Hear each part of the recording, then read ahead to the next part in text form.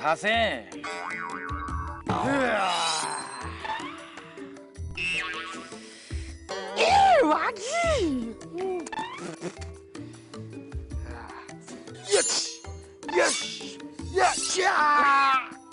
આ હું માંડું જ બધું તે. મામા મને સૂર ચડ્યું છે. એનું સૂર ચડ્યું તને? કાપી નાખીશ, અંધાઈને કાપી નાખીશ મામા. ભાણા, તારી આ સડકડી થી કીડીના પગ ન કપાય અને તું અંધાને કાપવાની વાત કરે છે. બેજા જાનું માનો. હવાનો કાઢી નાખો તમે મારી મામા. કાઢી જ નાખવી પડે ને. મને એમ તો કે આ હવા તને ચડી ક્યાંથી? તમે ઓલું પિક્ચર જોયું, ઓલું છાવા? ના, નથી જોયું. તો એ પિક્ચર જ એવું છે મામા, જે કોઈ જોવે ને એની અંદર હવા ભરાઈ જ જાય છે. અચ્છા, એટલે ત્યાંથી હવા ચડી તને એમ કે ને? હવા નથી ચડી મામા, આપણે પણ નક્કી કર્યું છે, ઔરંગઝેબને મારી નાખવાનો છે આપણે. ઔરંગઝેબને મરે તો વર્ષો થઈ ગયા, વર્ષો નહીં સદીઓ થઈ ગઈ. એવું છે? હા. તો ઓલું શું છે? ઓલું શું કહેવાય? કબર. ઔરંગઝેબની કબરને કાપી નાખીશું. કબર? આ સાડકડીથી તું કાપી નાખીશ? હા મામા, હા. તું લોખંડની તલવાર લઈને આવીશ ને તો ઈ કબર નો કપાય. એવું છે? હા.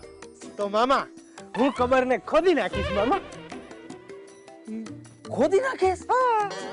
તો એનાથી શું થાય? બધુંય થાય મામા. તમને ખબર છે, એક જમાનામાં અમારી પાર્ટીના કાર્યકર્તાઓએ વાનખેડે સ્ટેડિયમની પિચ ખોદી નાખી હતી અને પછી પાકિસ્તાનની ટીમ ભારતમાં રમતી આવતી બંધ થઈ ગઈ હતી મામા. આ વાત તો સાચી છે હો ભાણા. ખોટી વાત છે? પણ ભાણા, મને એમ કે આ ઔરંગઝેબની કબર ખોદીને પાકિસ્તાનનું શું થશે? મામા આ તો બમ્પરિયું ગયું મને. ઈ જ તો જોવાનું છે ભાણા. સદીઓ પહેલા જે જુલમગાર હતો, અન્યાય કરતો તો, ઈ તો ક્યારનો મરી ગયો. એનો પરિવારે પતી ગયો છે. નથી એના કોઈ રાજદ્વારી કે નથી સલાહકાર. તો એની કબર ખોદીને શું મળવાનું છે તને? પણ મામા, જે માણાએ જુલમ કર્યો હોય એની આગળથી બદલો તો લેવાનો હોય ને. પણ ભાણા, જેને અત્યાચાર કર્યો તો ઈ જમાનામાં, જેને અન્યાય કર્યો તો એનું કાંઈ લેવા જેવું જ નથી અહીંયા. આ તો અત્યારે જે કોઈ અત્યાચાર કરતું હોય, અન્યાય કરતું હોય, એની સામે બોલવાનું હોય, એનો બદલો લેવાનો હોય. હા મામા, આ તો ધ્યાન બહાર નીકળી ગયું. હા, ઈ તો જોવાનું છે ભાણા. આ તો છે પોલિટિક્સ નું પોલમ પોલ કે વર્ષો પહેલા, એટલે કે સદીઓ પહેલા જે મુદ્દાઓ કબરની અંદર દટાઈને ભળી ગયા હતા એને જ ખોદીને કાઢવા માટે તારા જેવાને ઉશ્કેરવામાં આવે છે. અને તારા જેવાઓ આ સાટકડીની તલવારો લઈને ઉશ્કેરાઈ જાય છે, જનૂની બની જાય છે. પણ મામા, એ ઔરંગઝેબની કબરને અત્યાર લગી હાચવવાની કોઈ જરૂર ખરી? જરૂર છે ભાણા, જરૂર છે. કઈ રીતે? અરે ભાણા, ઈ કબરું છે તો તારા જેવા લોકોને ઉશ્કેરી શકાય છે ને. જો કબરું ના હોત તો પછી મુદ્દત પતી જાય ને. ઈ વાત સાચી કહી રહ્યો મામા. આજ તો હમણાં જ આરએસએસ ના જે વડા છે ઈ બોલ્યા હતા કે હમણાં ઔરંગઝેબની કબરનો જે મુદ્દો છે ને એને ઉપાડવાની જરૂર નથી. પણ મામા, આવું જાહેરમાં પોતે બોલીને પોતે જ એમણે આ મુદ્દાને મહત્વ ન આપી દીધું. આ તો સાચી વાત છે ભાણા. તું દિવસે દિવસે બહુ હોશિયાર થતો જાય છે. ઈ તો હું છું જ મામા. પણ ભાણા, અગત્યની વાત ઈ છે કે આ ખેલ છે ને ઈ આખો આ કબરનો જ છે.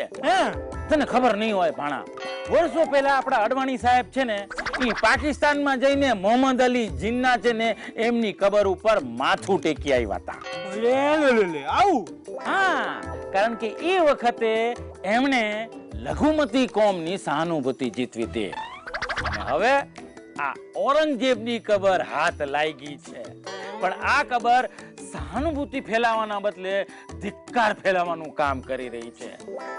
ભાણા, આ તો છે પોલિટિક્સ નું પોલમ પોલ. સમજી ગયો મામા, સમજી ગયો. હું સમજી ગયો? ઈ જ કે અમુક નેતાઓ ટોપી પહેરીને ઈદ મુબારકની પાર્ટીમાં કેમ જાય છે અને અમુક નેતાઓ દરગાહ પર ફૂલોની ચાદર ચડાવવા કેમ જાય છે? કેમ જાય છે? કેમ કે આખરે ઈ દરગાહમાં પણ એક કબર તો છે જ ને.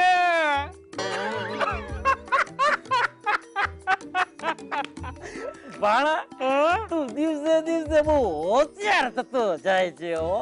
આખરે ભાણો કોનો? જગત મામાનો.